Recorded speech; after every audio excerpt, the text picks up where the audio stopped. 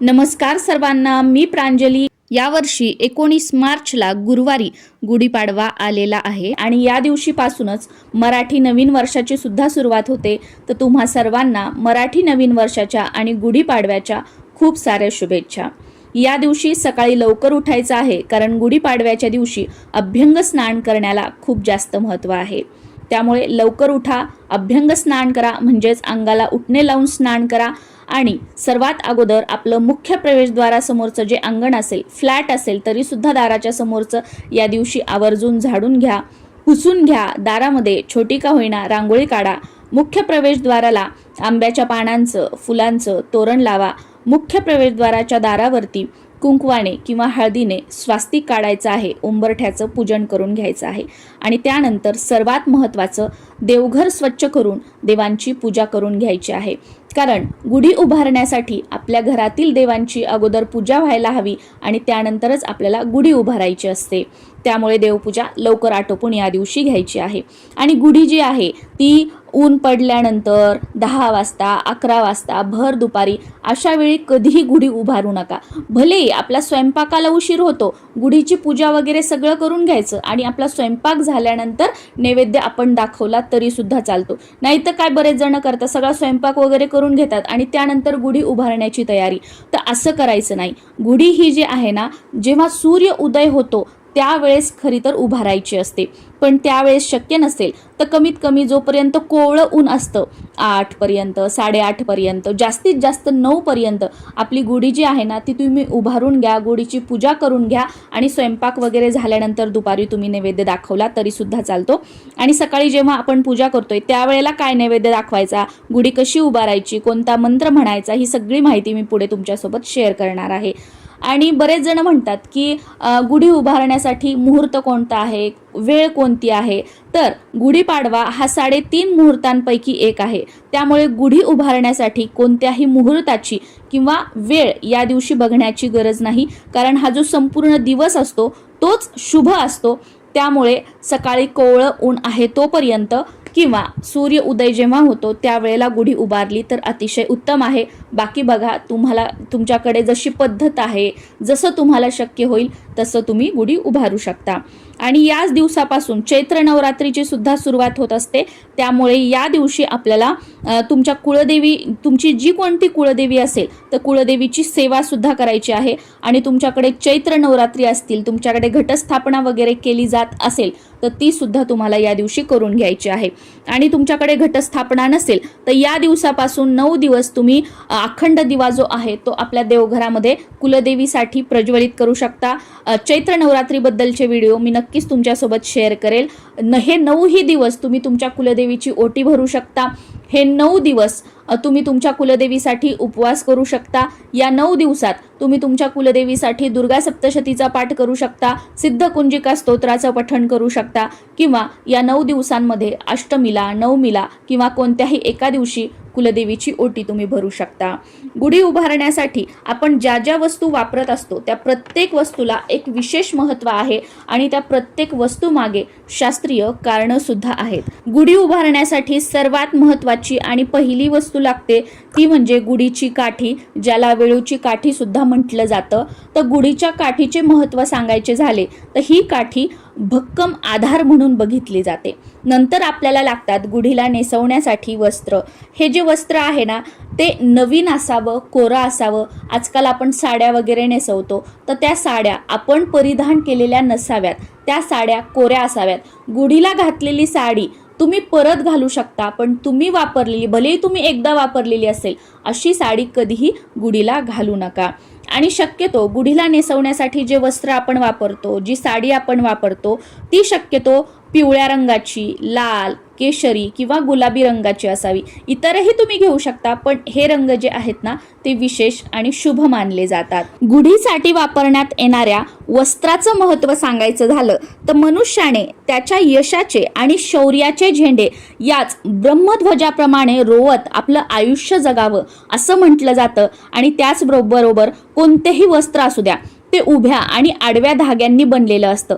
त्याचप्रमाणे आपल्या मनुष्याच्या आयुष्यामध्ये सुद्धा चांगले दिवस, वाईट दिवस, सुख दुःख हे येत जात राहतं. त्याचप्रमाणे हे वस्त्र आपल्याला काही धागे सुखाचे आणि काही धागे दुःखाचे असं सूचित करत असतात. त्यानंतर पुढची वस्तू आपल्याला गुढी उभारण्यासाठी लागते ती म्हणजे कडुलिंबाचा फाटा. तर कडुलिंबाचे जे पानं आहेत किंवा जो फाटा आहे तो आपल्याला आरोग्याचं प्रतीक म्हणून आपण ते बघतो किंवा ते आरोग्याचं प्रतीक आपल्याला दर्शवतं. त्यानंतर आपल्याला आंब्याची पानं सुद्धा लागतात. तर आंब्याची पानं ही चैतन्याचं प्रतीक दर्शवतात. गाठी, बऱ्याच ठिकाणी याला साखरेची माळ सुद्धा म्हटलं जातं. तर साखरेची माळ वापरण्यामागे असं महत्त्व सांगितलं जातं की आपल्या सर्व नात्यांमध्ये गोडवा राहावा, आपले सर्व नातेसंबंध साखरेप्रमाणे मधुर असावेत असा एक संदेश या गाठीतून आपल्याला मिळतो. त्यानंतर आपल्याला कलश लागतो. तांब्याचा कलश असू द्या किंवा स्टीलचा पेला असू द्या किंवा स्टीलचा तांब्या असू द्या. नेहमी बघा, जेव्हा आपण कलशाची स्थापना करतो कोणत्याही पूजेमध्ये, व्रतवैकल्यामध्ये, तर आपण कलश भरत असतो, कलश सरळ ठेवतो. पण आपण गुढीपाडव्याच्या दिवशी कलश हा उलटा ठेवतो. तुम्ही कधी विचार केला आहे का की कलश या दिवशी का बरं उलटा लावला जातो? तर चला मी तुम्हाला सांगते. कलश उलटा म्हणजे जमिनीकडे करून आपण ठेवतो. म्हणजे वरती आपण त्या गुढीवरती पालथा ठेवतो आपण, त्याचं म्हणजे तोंड जे असतं ते जमिनीकडे येतं. आणि जमीन म्हणजे तिच्यामध्ये परोपकाराची भावना आहे. जमीन जी आहे ती झाडांची मुळं स्वतःमध्ये घट्ट रोवून ठेवते.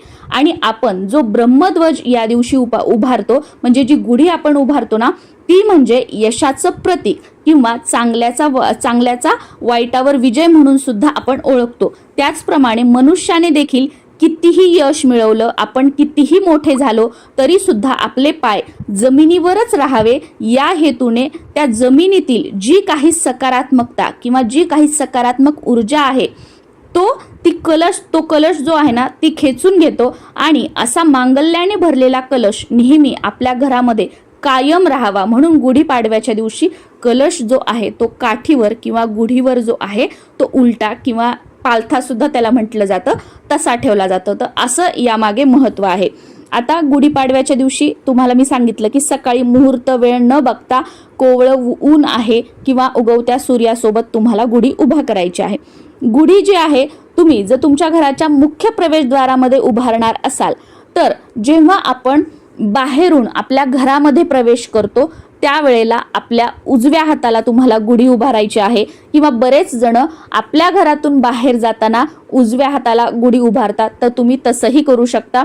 शक्यतो आम्ही जे आहे जेव्हा बाहेरून आपण आपल्या घरामध्ये येतो तो आपला जो उजवा हात येतो तर त्या साईडला आम्ही गुढी बांधतो. बाकी शेवटी बघा तुमची मर्जी किंवा तुमच्या घरातील मोठ्या मंडळींना तुम्ही विचारा आणि त्यानुसार तुम्ही लावू शकता. काहीही ह्याला हरकत नाही की इकडे लावलं तर शुभ, इकडे लावलं तर अशुभ, असं काही नाही. आपल्या ज्या रूढी परंपरा आहेत ना त्यानुसार तुम्ही गुढी उभारण्याचा प्रयत्न करा कोणत्या दिशेला वगैरे. किंवा तुम्ही जर बाल्कनीमध्ये वगैरे उभारणार असाल तर त्यानुसार तुम्ही करू शकता. म्हणजे घरातून आत येताना जी उजवी साईड येईल किंवा घरातून बाहेर जाताना जी उजवी साईड येईल, जसं तुम्ही दरवाजात जसं बांधत असाल तर त्याचप्रमाणे सुद्धा तुम्ही बाल्कनीमध्ये करू शकता. किंवा जिथे तुम्हाला गुढी व्यवस्थित उभारता येईल, बांधता येईल, कारण बांधण्यासाठी सुद्धा जागा लागणार आहे, तर त्याप्रमाणे तुम्ही करू शकता. किंवा तुमच्या गच्चीवर वगैरे सुद्धा तुम्ही गुढी उभारू शकता जर तुमचं बैठं घर असेल तर. जिथे आपण गुढी उभारणार आहोत ती जागा स्वच्छ करून घ्यायची आहे. शक्यतो त्या जागी हळदीचं लेपन करून घेतलं तर अतिशय उत्तम. त्या जागी रांगोळी काढायची. हळदीचं लेपन नाही काढलं तरी रांगोळी काढायची छोटीशी, त्यावर हळद कुंकू अर्पण करायचं. त्यावर एखादा छोटासा पाट किंवा एखादा छोटासा चौरंग ठेवायचा आहे आणि त्यावर सुद्धा तुम्हाला रांगोळी काढायची आहे. किंवा एखादं वस्त्र अंथरून घ्यायचं आहे. खाली थोडेसे तांदूळ टाकायचे आहेत, त्याच्यावर थोडंसं हळद कुंकू अर्पण करून घ्यायचं आणि जी काठी आहे वेळूची ती स्वच्छ पुसून तेल लावून तुम्हाला घ्यायची आहे. ती तिथे उभी करायची. त्या वेळूच्या काठीला सुरुवातीला हळद कुंकू लावून घ्यायचं आहे, बाजूला दिवा लावून घ्यायचा आहे, छोटंसं निरांजन किंवा दिवा लावून घ्या, धूप अगरबत्ती लावून घ्या. आणि त्यानंतर मग या काठीला जे आहे जे तुम्ही वस्त्र घेतलेले असतील ते तुम्हाला नेसवायचे आहेत.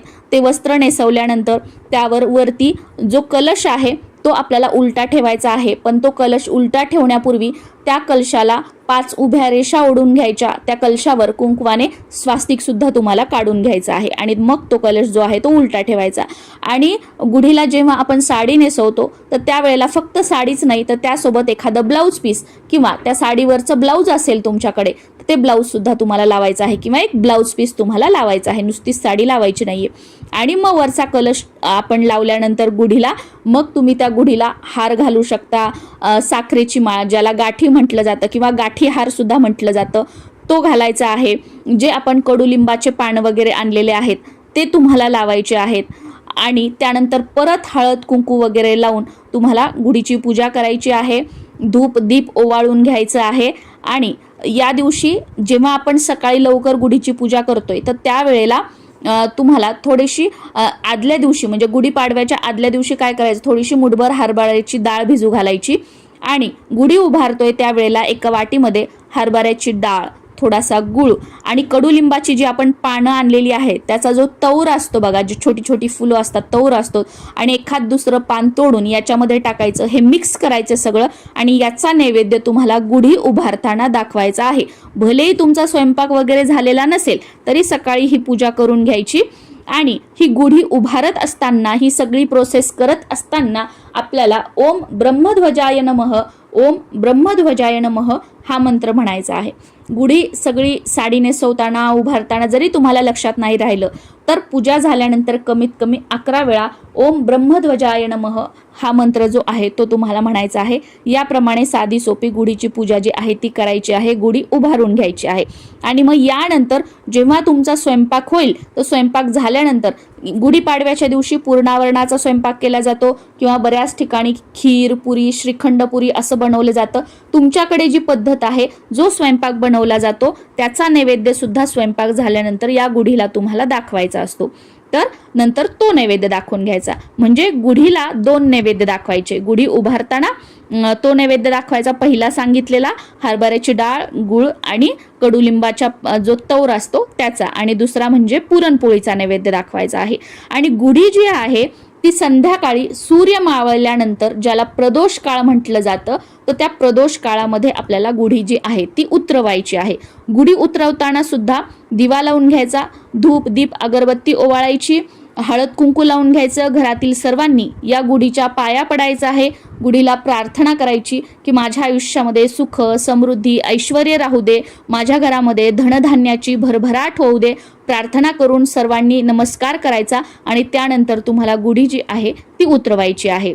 आता गुढीला दाखवलेला जो नैवेद्य आहे तुमच्याकडे गाई वगैरे येत असतील तर त्यांना तुम्ही खाऊ घालू शकता किंवा पशु पक्ष्यांना तुम्ही तो छोटे छोटे तुकडे करून चिमण्यांसाठी वगैरे तुम्ही तो देऊ शकता किंवा बऱ्याच ठिकाणी हा खाल्ला सुद्धा जातो. पण काय शक्यतो आपण दरवाजात बाल्कनीत गच्चीवर गुढीला नैवेद्य दाखवतो तो उघडा वगैरे असतो. मग अशा वेळेला त्याच्यामध्ये काही गेलंय का, कोणी काही तोंड लावलंय का, ह्या सगळ्या गोष्टींचं सुद्धा लक्ष देऊन जर तुम्ही खात असाल तर ह्या गोष्टींकडे लक्ष द्यायचं आहे. जे फुलं वगैरे आपण अर्पण केलेले आहेत ते निर्माल्यामध्ये टाकायचे. जो कलश तांब्या आपण हे केलेला होता तो स्वच्छ धुवून परत वापरायचा. साडी जी आहे ती तुम्हाला वापरायची असेल तर तुम्ही वापरू शकता किंवा असंच सणवारांना व्रतवैकल्यांना घालण्यासाठी तुम्हाला ठेवायची असेल तर ही साडी तुम्ही ठेवू शकता. आणि जे कडुलिंबाचे पानं आहेत ते तुम्ही तुमचं जे धान्य असतं वर्षभरातलं त्याच्यामध्ये टाकून ठेवू शकता. याच्यामुळे कीड वगैरे काही लागत नाही. आणि जी आपली तिजोरी असते तर त्याच्यामध्ये सुद्धा यातले काही पानं ठेवावेत असं म्हटलं जातं. यामुळे कधीच आपल्याला धनाची कमतरता पडत नाही. माता लक्ष्मीची आपल्यावर कृपा राहते. आपली तिजोरी जी आहे ती नेहमी भरलेली राहते असा एक भाव आहे किंवा अशी एक श्रद्धा आहे. आणि जर का तुमचं नवीन लग्न झालेलं आहे, तुमचा हा पहिला सण आहे, तर अशा वेळेला तुम्ही व्हिडिओमध्ये ऐकून किंवा गुगलवर वाचून हा सण साजरा करू नका किंवा गुढी उभारू नका. तुमच्या घरातील जे मोठी मंडळी आहेत, तुमचे सासू सासरे वगैरे आहेत, त्यांना तुम्ही विचारा.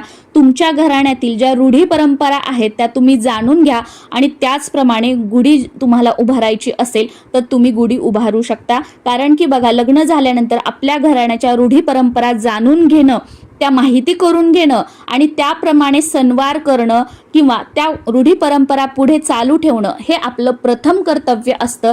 त्यामुळे तुम्ही तुमच्या घराण्यातील रूढी परंपराप्रमाणेच जे सणवार आहेत ते करण्याला सुरुवात करावी असं एक प्रांजळ माझं मत आहे. कारण मी स्वतः सुद्धा आमच्याकडे ज्या पद्धतीने केलं जातं त्याच पद्धतीने करते. बाकीच्या ह्या सगळ्या गोष्टी ज्या असतात ना ते एक माहिती म्हणून, नॉलेज म्हणून आपण घ्यायचं असतं. पण आपल्या घराण्याच्या रूढी परंपरा सोडून द्यायच्या आणि व्हिडिओमध्ये ऐकून किंवा गुगलवर वाचून आपण सणवार साजरे करायचे हे पूर्णपणे चुकीचं आहे. त्याच्यामुळे तुमच्या घराण्याच्या रूढी परंपराप्रमाणे प्रत्येक सणवार जो आहे ना तो तुम्ही साजरा करण्याला प्रथम प्राधान्य द्या. आणि तुम्हाला जर सासू सासरे वगैरे कोणी नसतील सांगायला, बऱ्याच जणांचं लव्ह मॅरेज वगैरे झालेलं असतं, तर अशा वेळेला तुमचे कोणीतरी भावकी असेल, तुमच्या गावातलं कोणीतरी असेल, तर त्यांना तुम्ही फोन करून विचारा की आपल्या गावामध्ये किंवा आपल्याकडे कशा पद्धतीने हे सण साजरे केला जातो. तर त्या पद्धतीने माहिती गोळा करून सुद्धा तुम्ही हे जे सगळे सणवार जे आहेत ते साजरे करू शकता. कारण जेव्हा आपण आपल्या घराण्यातल्या रूढी परंपरा माहीत करून घेऊन त्या पुढे चालवतो ना तर याचा फायदा आपल्याला, आपल्या संसाराला, आपल्या लेकरा बाळांना होत असतो. आणि मग आपण रूढी परंपरा सोडून देतो आणि भलतंच करतो, मग याचे पुढे आपल्याला त्रास होऊ लागतात. म्हणून हे लक्षात ठेवा.